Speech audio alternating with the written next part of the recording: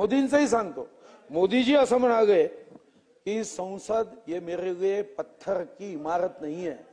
संसद, तेही सांगतो, संसद ये मेरे लिए पत्थर की इमारत नहीं है, ये जनतंत्र का मंदिर है और ये संविधान मेरे लिए धर्म ग्रंथ है। इस संसद में मैं वही निर्णय करूंगा जो मंदिर में ये सभी जनता मेरे लिए ईश्वर का अंश है और ये जनता की सेवा करना मेरा परिवार समझकर काम करूंगा, हे अध्यक्ष महाराज मोदीजी या संदर्भामध्ये म्हणाले आहे।